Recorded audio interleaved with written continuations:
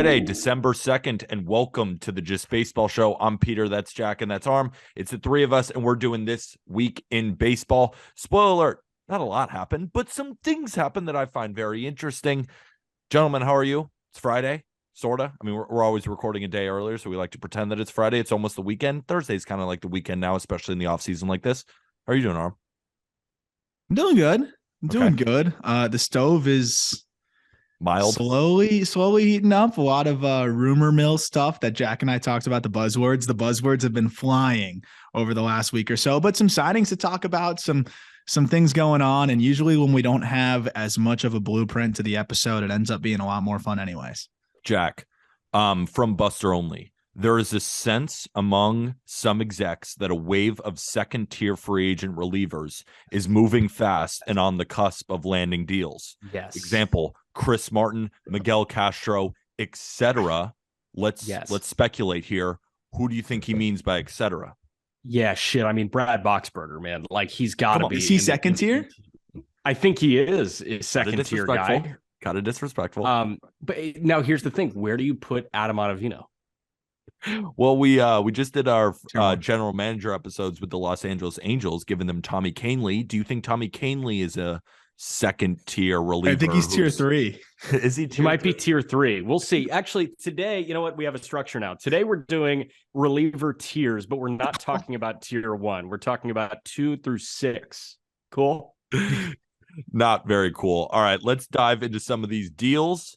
A deal that we haven't talked about yet that is definitely not second tier. And like I said, we just did the Angels episode yesterday where we were playing GM, but we didn't talk about the specifics of the Hunter Renfroe deal. So Hunter Renfroe goes from Milwaukee over to the Los Angeles Angels, and in return, the Brewers got Jansen Junk, right-handed pitcher, as well as Elvis Peguero, reliever, and they got some dude I've never heard of. So Adam Seminaris. Yeah, this is usually your cue. Who is Seminaris? It's pitching depth. Junk is probably the best bet to be something. Seemed like a salary dump, right? I mean, that's really what the Brewers seem to be doing. I know they're clearing the way for the outfield. We talked about this. We probably talked about it way too much in the group chat. But the Brewers we're clearing up money, and I think it's very clear that the Brewers don't like to exceed a certain amount of money. Also, they're tied up with Yelich for a long time financially, and I'm very interested to see what the subsequent moves are. Obviously, they have some really good outfield prospects coming up, but like I said when we were going back and forth about it, Peters, if you're really serious about contending, I don't think you can go out there and say, oh, we're going to start two rookie outfielders, maybe another rookie somewhere else, and feel really good about what we're doing. So I'm very interested to see what else they do, because we also saw Colton Wong floated in trade talks as well. If they trade Wong too, that just seems another $10 million guy roughly for next year.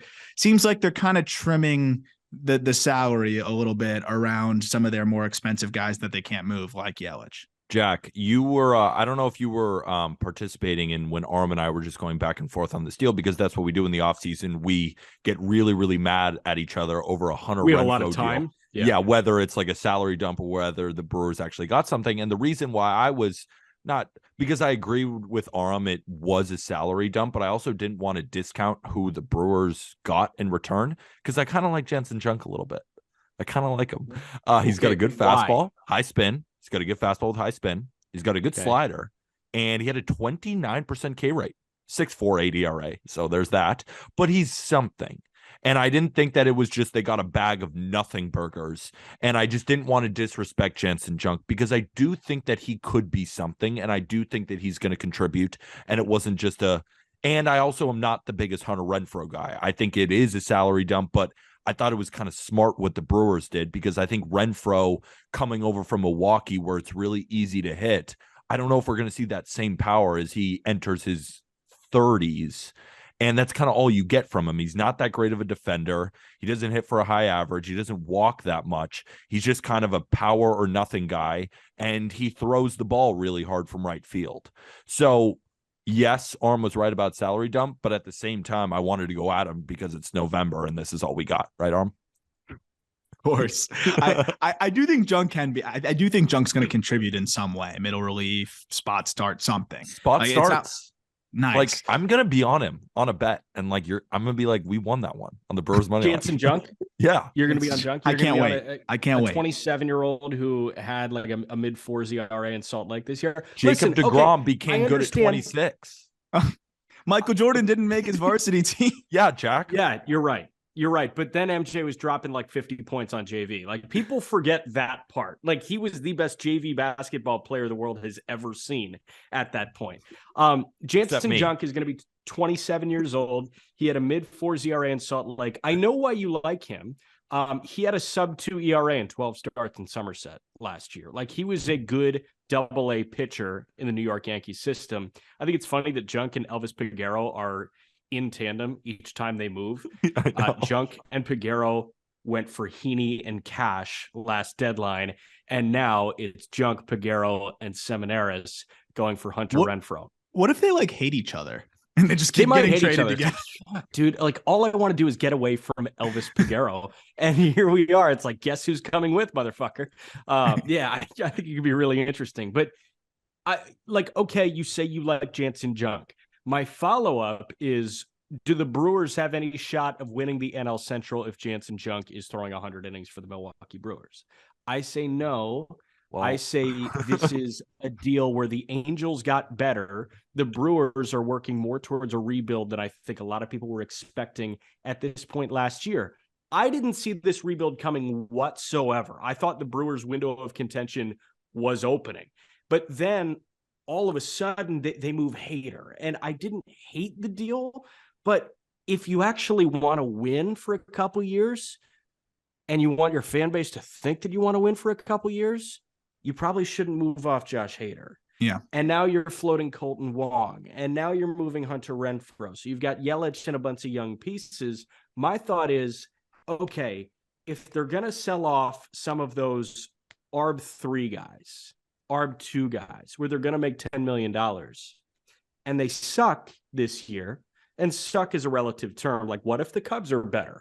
What if the Brewers finish third in the NL Central? Do you think about moving Corbin Burns? Do you think about moving Freddie Peralta? I have no idea what direction Milwaukee's going in right now with this move.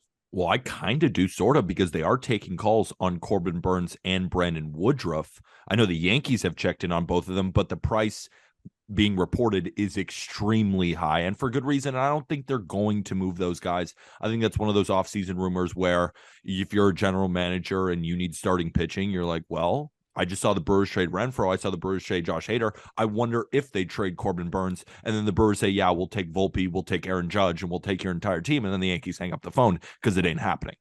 And it's hard. It's hard to look at David Stearns stepping down in a vacuum now. Like, it's really hard because you see, okay, this stuff is going on. Was Stearns made aware that, like, okay, time to blow it up, like time to save a little bit of money? And Stearns was are they blowing it up? Are they blowing it up?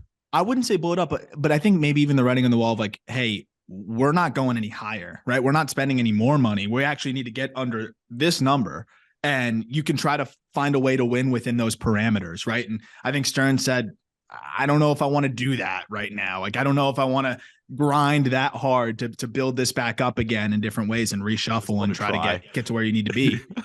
And Stearns is at the point in his career where he doesn't need to say yes to doing that. He has he'll get already a better opportunity elsewhere. When something comes up, he'll advise the Brewers. He doesn't need to wear all of this right now because I think there's some other moves potentially coming, and then he'll get a better opportunity somewhere else. But what's most disappointing to me about it, I think, is, and we have to see what the Brewers ultimately do. But what's most disappointing if they don't, make some additions or do continue to make subtractions is this division. I mean, now's the time, right? I mean, the Cubs are going to get good in the next couple years. I think they're going to be better next year. They're going to be good in 2 years. The Cardinals are great. That's the one team. But like the Reds, right now, they're still rebuilding. They're going to be good in a few years. Yes. The Pirates, they're going to be good in a few years. But right now is the time. You could very easily be the second best team in the NL Central in expanded playoffs if you put your best foot forward.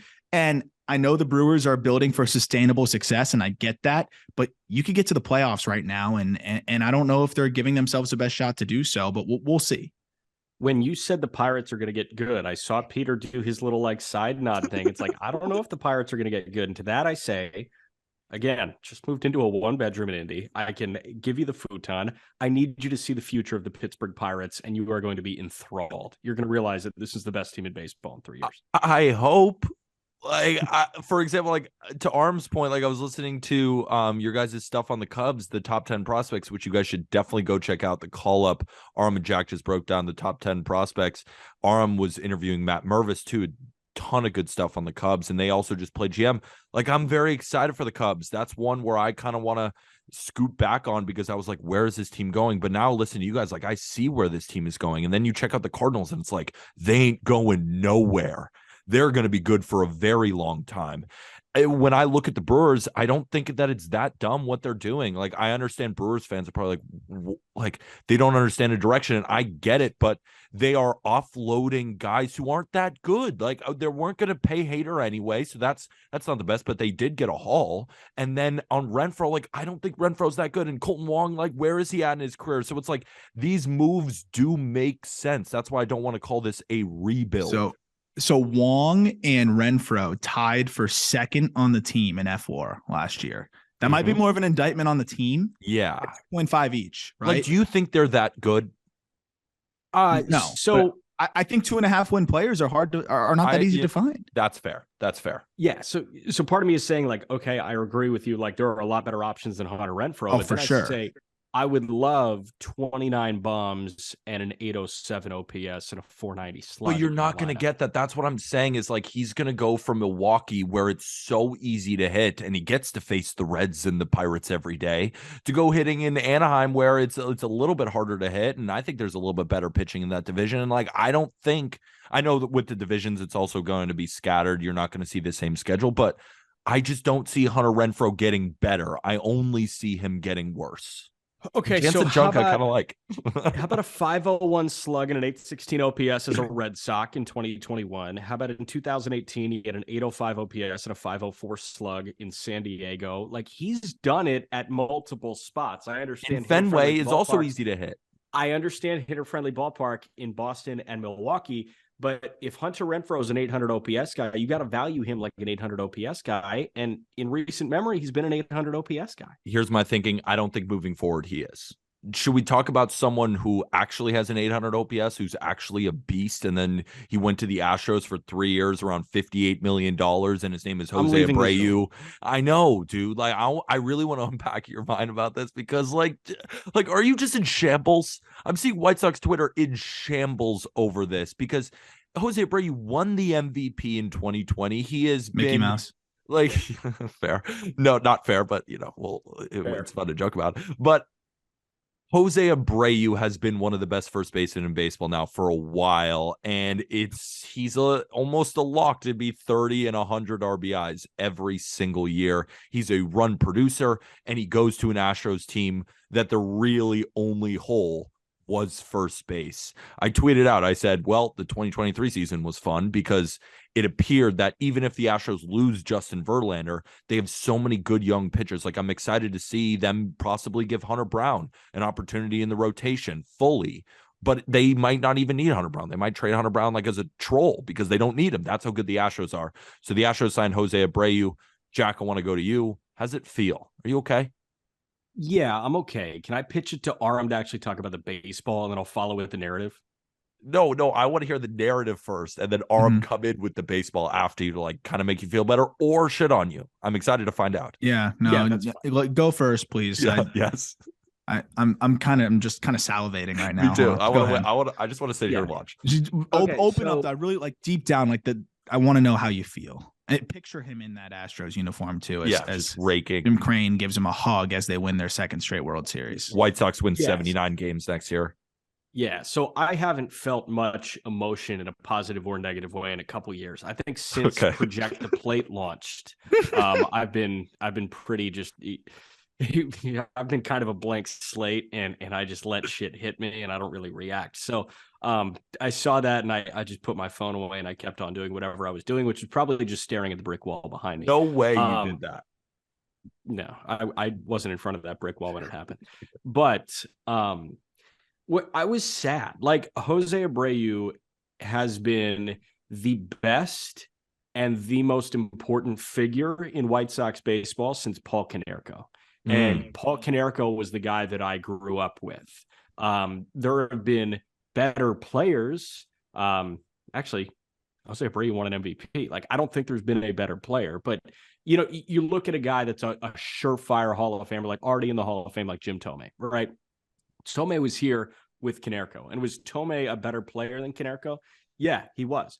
But Paul Konerko was the captain of the White Sox. In this post-Konerko world, the captain of the White Sox has been Jose Abreu. A lot of that is because of how Cuban and how Latin this team is. Jose Abreu and Yoan Moncada are from the same town in Cuba. Luis Robert is Cuban. Yasmani Grandal is Cuban. You think about the Latin influence on this team. They didn't have a guy that identifies with them. They had it with Rick Renteria, but then they fired him after the 2020 season, and they brought in Tony La Russa. Who's going to help coach this young, fun, talented Latin team? And the answer was kind of Jose Abreu. So he was an excellent player. He is an excellent player. He's 30 and 100 every year, like you're saying, but he was so much more to the White Sox than I think a lot of guys are to their team. He was actually the captain of the White Sox, and it's going to be really weird to see him in a different uniform. Now, having said that, and noting that I'm going to be really sad when I see Jose Abreu in that Astros jersey, and I think the Astros and White Sox open up against each other in the 2023 season. Opening day is going to be Dylan Cease against Jose Abreu in the first inning or second inning. Like, that's going to be insane. Or Clevenger. While it will make me sad, it was time to move off of Jose Abreu because you were sacrificing so much elsewhere. You had Gavin Sheets playing the shittiest right field in baseball. Yeah, you had Andrew Vaughn playing the shittiest outfield, not just left field, playing the shittiest outfield. And hurting himself. Several times. You've got Eloy Jimenez hurting himself while he tries to rob a home run that's 20 feet over the fence. He tears it back, and then they hang his jersey, and he goes to heaven. Like that's what the White Sox were doing. They were putting a bunch of non-corner outfielders in corner outfield spots because they had the first baseman of their franchise. Now that guy's gone. So what's going to happen here? I think Eloy Jimenez can DH now when Andrew Vaughn's playing first, or maybe Gavin Sheets can DH when he's not, throwing up on himself in right field. I think that some good is going to come out of this. I think that it was time to move off of that and get young blood at positions in which they are most comfortable. But to do that, you had to sacrifice your team captain and the face of the franchise for the last decade. He's kind of right. Like, if you think about it, getting Gavin Sheets some more ABs, moving Andrew Vaughn to first base, like the White Sox might be better next year without Jose Abreu. Don't you kind of agree? Like there is more good than bad out of this. That was going to be my next question. So I understand what Jack is saying because they had to figure something out, and whether that was going to be, trading Andrew Vaughn, trading Sheets, doing something else, I don't know, trading Eloy, but they'd be selling low. They had to figure out something to lessen the logjam, because everything that we made fun of for the Phillies doing defensively, the White Sox did that, but with worse offense. So it was like, at what point are you going to make a change here? And obviously, they made a competitive offer to Abreu. They would have found a way to make it work at the right price, but ultimately the Astros paid a lot of money here. So you let Abreu walk, because if you're making the decision, it's not worth meeting that asking price for them, because they still would have had things to figure out.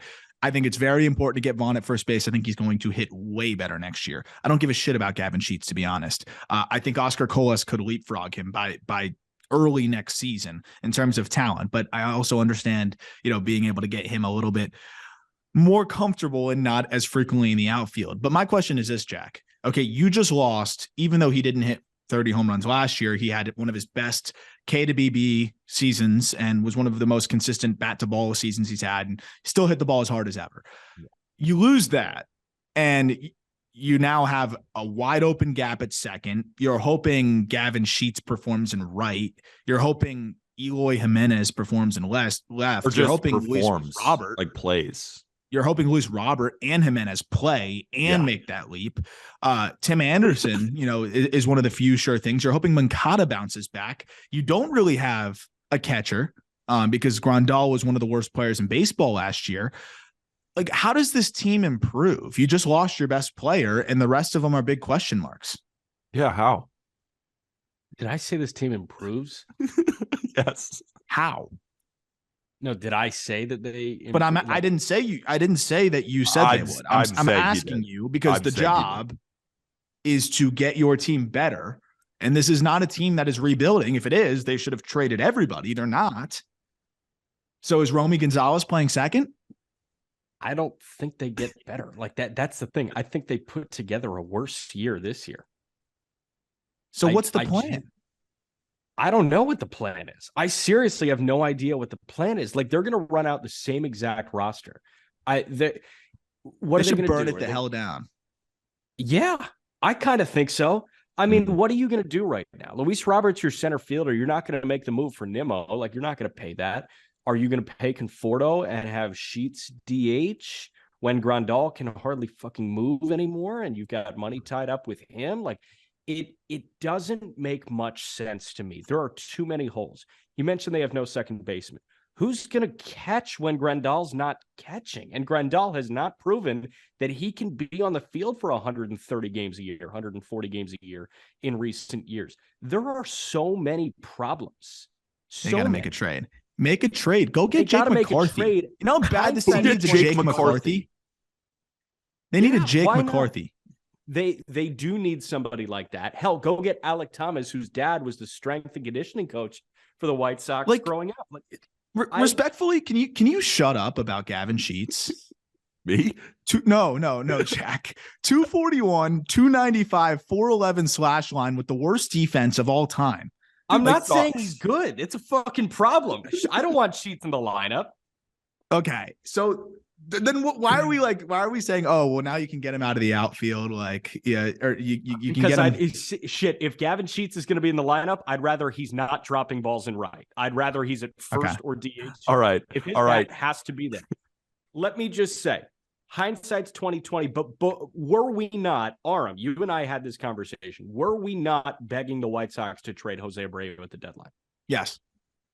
We were begging the White Sox to trade Jose Abreu at the deadline. It's the Manny Machado conversation. What's going to happen? You're going to piss off the fan base, but you can try and get something in return.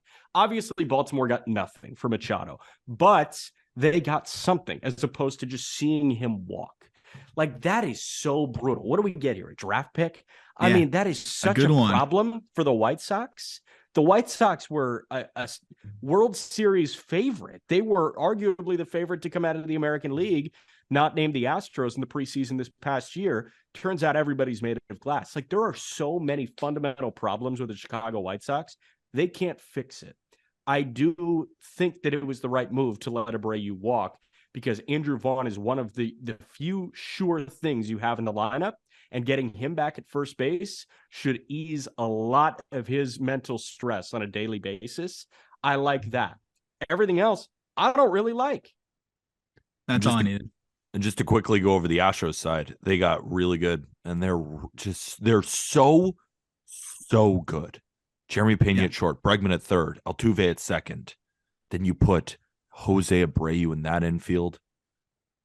It's unbelievable. That's going to be one of the best. That could be one of the best offenses. If everything clicks the way, and I know there's a lot of things that can happen, but if everything goes the way it possibly can, that could be one of the best offenses we've seen in decades. The really World Series champion who didn't win it easily, but I mean, they were pretty much in command for most of the series. Yeah. Just added an MVP caliber type first baseman. Is he the same player he was 2 years ago, 3 years ago? Probably not, but he's still going to get his, and he's going to be a difference maker in that Astros lineup.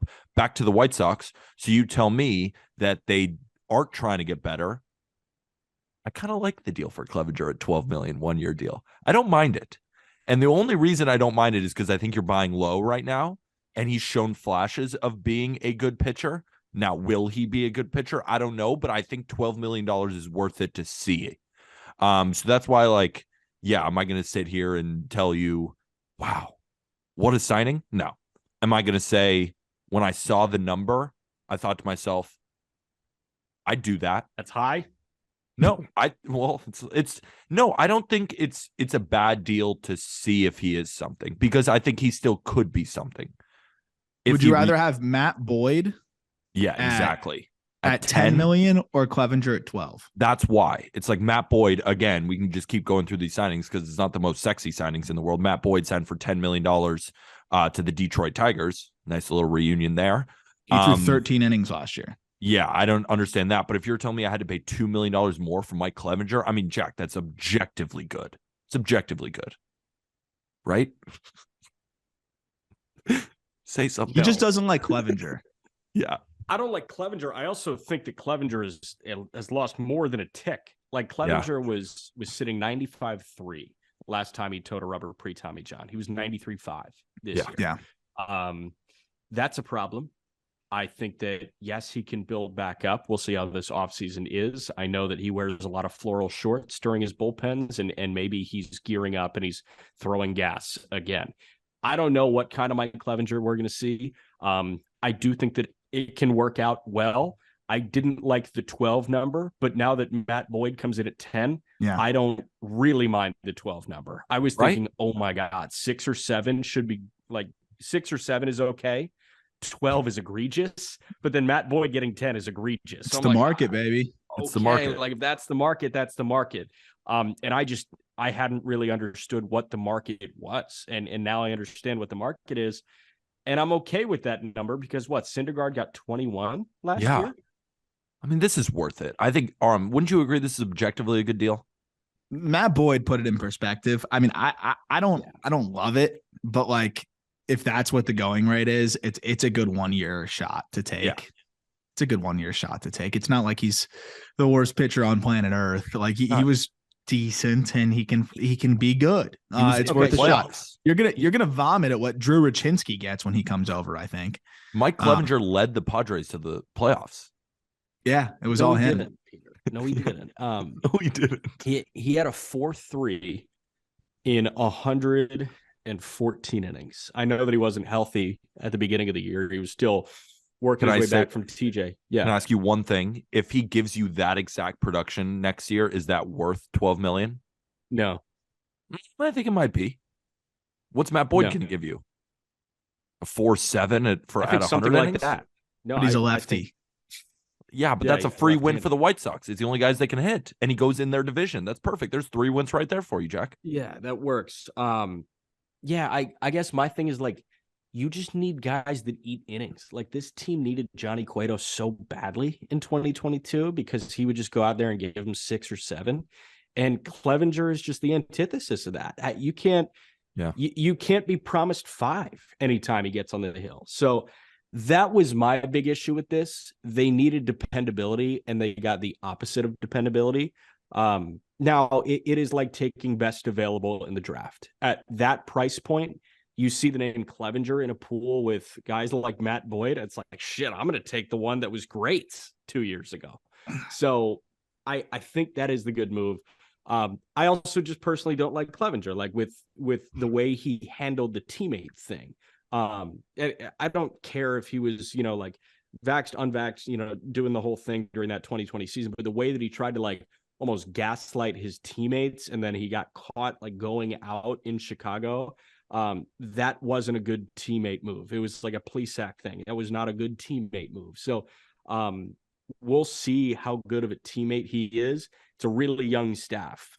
I would like positive influences on a guy like Dylan Cease and Michael Kopech, but you're probably getting that with Lucas Giolito, who's already been to hell and back and is in hell again in his career. And then Lance Lynn has, been around the block several times. So I would like a bit higher character, bit more dependable guy. The White Sox didn't get either of those things, but it's Mike Clevenger. It's Mike Clevenger. So can we talk about the Diamondbacks being reportedly interested in Xander Bogaerts? Yes. Wait, before we get to the rumor mill, because I kind of want to end it with that, let's go over a few small moves. Pirates signed Carlos Santana. Nice little platoon there. They're going for it. With G-Man Choi. So I get what you guys are saying by the Pirates are going to be really good. Carlos Santana still walks. Anything else on that? It's the biggest signing they've made since Daniel Hudson in 2015. Yes. Well, would you count the Ke'Bryan Hayes extension? No, free agent signing. Biggest free agent signing they've made. Pretty bad. Getting better. All right, end of that segment. Dodgers add Shelby Miller. Good at one point. He's got good data. I'm telling you, he's got good data. He figured something out. Watch out. If he's healthy, watch out. I'm not even kidding. I agree. I'm not kidding either. He's got the IVP fastball, low release point.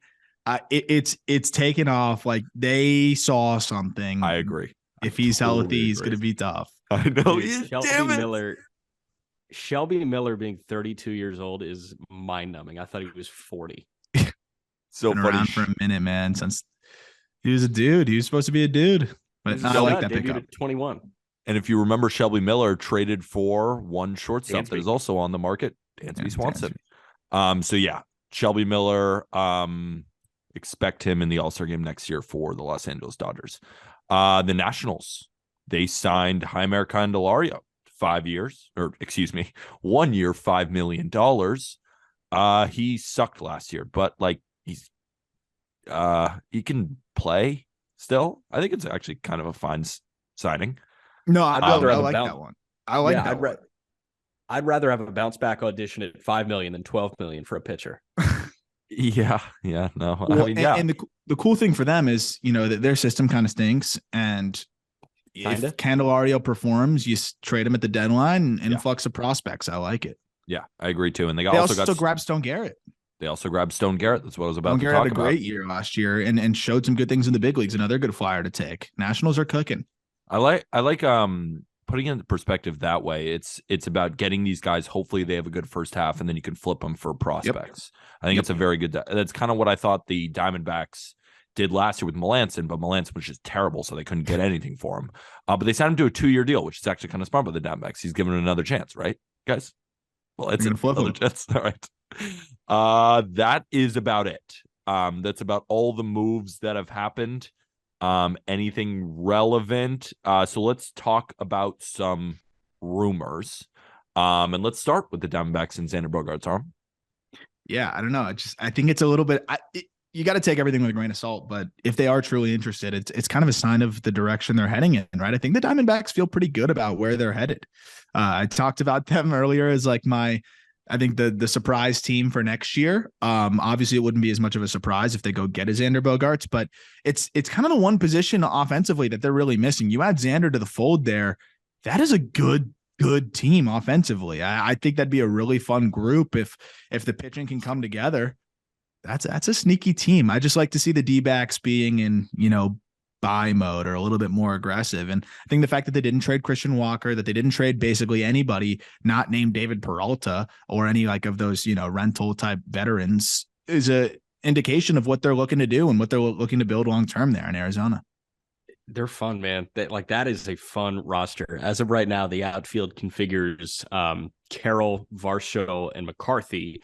And the corners would be Christian Walker and Josh Rojas or Emmanuel Rivera. And the middle infield, if they do go for Bogaerts, would be Ketel Marte at second and Xander Bogaerts out the middle. That's a great middle infield. Carson Kelly behind the dish. Yeah, man. And then you've got great pitch. Like, I love what they're doing pitching-wise. Madison Bumgarner, that sucks that he's still in that rotation, but he's got to be financially. But when you can run out a Gallen and a Merrill Kelly at the top, when you look at vets, obviously Kelly more vet than Gallen is, but Gallen is one of the star pitchers in this league. And then you've got young guys that you can continually audition in Ryan Nelson, in Dre Jameson, in Brandon Pfaadt at the beginning of next year. I think they're in a really good position to succeed. Another team that is interested in Xander Bogaerts is the San Diego Padres, which I thought was kind of interesting because you also obviously have Fernando Tatis Jr. coming back from his PED suspension, but he will not be available opening day. And their thinking is that with Jurickson Profar, he's a free agent now, that if he possibly leaves, that possibly you can move around Ha-Seong Kim. I just saw that AJ Preller has made some noise about Xander Bogaerts. Jack, you are shaking your head no.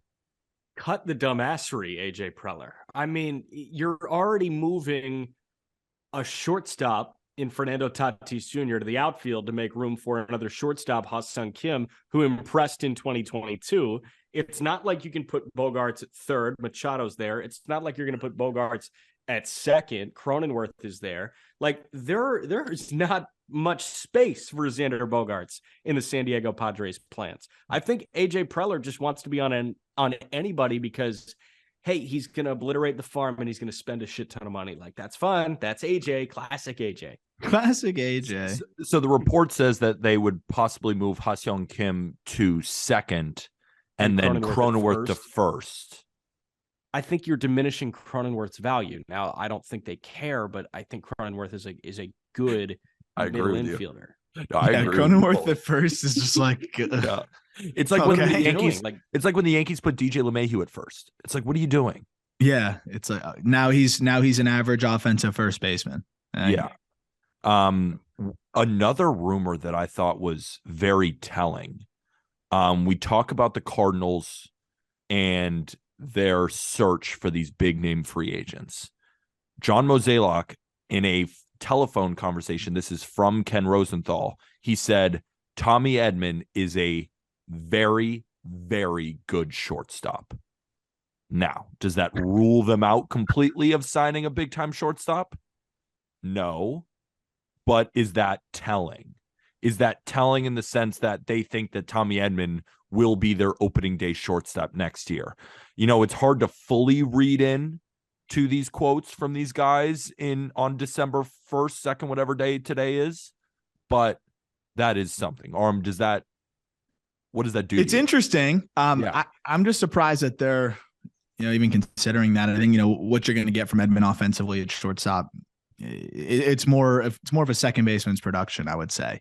And he's an elite defender at second. Maybe he's a pretty good defender, a good defender at short. I'm not in the business of diminishing the value of a guy at another position to try to stretch him out a bit more at shortstop when you can just go get a shortstop. Like, we've been begging the Cardinals, who've done a great job. Of course, John Mozeliak's one of the best in the business and has been for a long time, but like stop getting cute with it. Just go every once in a while. It's okay to make the splash. Make the splash. Keep Tommy Edman at second and go get a shortstop. I guess they don't want to block guys maybe, and that's always been kind of their prerogative, but Mason Wynn's not going to be there for a year or two at least. You're not worried about block. I wouldn't be worried about blocking guys. I go get a shortstop. He just spent the majority of the year in Double-A though. Like he'll be in Triple to open the year, and he performed in Double-A. That's the other thing. And they have Gorman. Maybe they feel like Wynn is. I mean, you're not giving up on Gorman yet.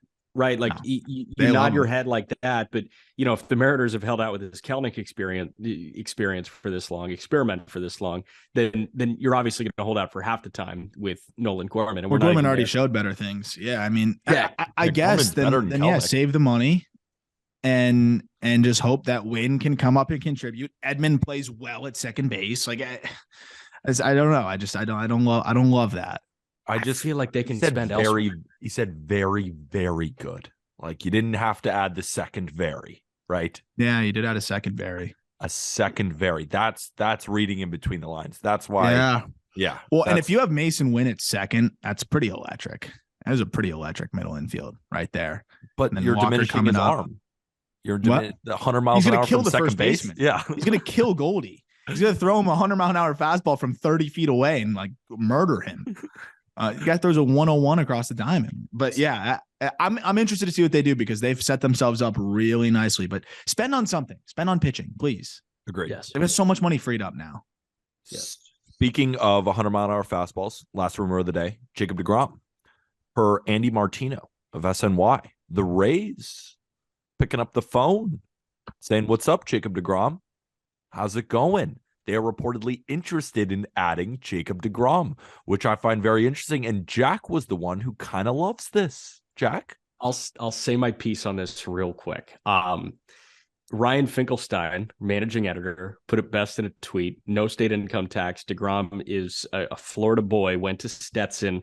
And my thought is, the Rays don't pick up the phone on big ticket guys often. So when they do, I feel like there's something to, pique your ear in a little bit deeper and say, well, what are you saying to Jacob deGrom? So I think that there's some serious validity to that. Do you think the Rays like his pitch data? I think the data looks pretty good. It's a pretty good fastball, pretty good slider. I think they like it. They're geniuses, man. They really know what they're looking for, and they really like DeGrom. I mean, they're geniuses to know. My mom knows that the pitch dad is good on DeGrom. No, I'll say on this is I agree. I mean, they're not one of those teams that like fakes the rumor mill to kind of keep their relevancy alive and put up the facade that they're going to spend. When they called on Freeman, I think they were very serious about it. They just got priced out by the Dodgers. He is from that area. I think he's from DeLand, not too far away. It could make sense. But I would really wonder what that would look like. Maybe he does a short-term deal, a show me deal, and then hits free agency again after just dominating. I'm very curious to see what that structure would look like. Imagine Jacob deGrom making $50 million a year, and then the rest of the team makes $50 million a year. I mean, so that'll do it for this episode. It's worth it. That'll do it for this episode of the Just Baseball Show. Definitely make sure on justbaseball.com, I'm going through our free agent tracker, which you guys definitely should check out. It's on our homepage. Every single deal that gets in is being written about on justbaseball.com. Obviously, if you want to go check out some more Cubs content, Arm and Jack just did a bunch of that on the call up. Tons of new stuff coming out here on justbaseball.com as well as the Just Baseball Show. Next week, we're still playing general manager as well as keeping you updated on all the big moves that's happening during the MLB season-ish so far. Anything else, boys? Pete Crow Armstrong interviews out as you're listening to this, so definitely check that out. One of the top prospects in baseball. Very excited about that. And subscribe to the Call Up YouTube, which we made a separate channel now. So we got both of those. It's a featured channel on Just Baseball's YouTube. If you can't find it, we're going to do a live hitting breakdown with PCA as well, which I think should be pretty cool. And Mets fans, I'm sure you remember PCA was traded for Javier Baez. And with that, thank you, everybody.